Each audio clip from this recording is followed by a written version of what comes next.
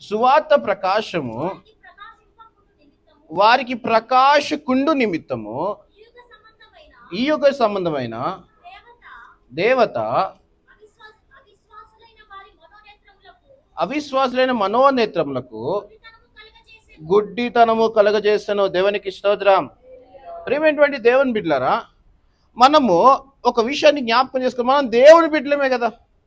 మరి దేవుని బిడ్డలమైన మన హృదయాలకి ఎందుకు రెండు మనసులు కలిగి ఉంటున్నాయంటే, ఈ లోకానికి అధిపతి అంటే సృష్టి అంతటి కూడా అధిపతి యేసుక్రీస్తు అయితే, ఈ లోకము పాపం చేత నిండిపడి లేదా పాపంతో నిండిపోయి ఉన్నప్పుడు దీన్ని నడిపించేటువంటి ఈ అపవాది ఎవరైతే అపవాది ఉన్నాడో ఏం చేస్తాడంటే, మన హృదయాలకి ఏం కలగజేస్తాడంట?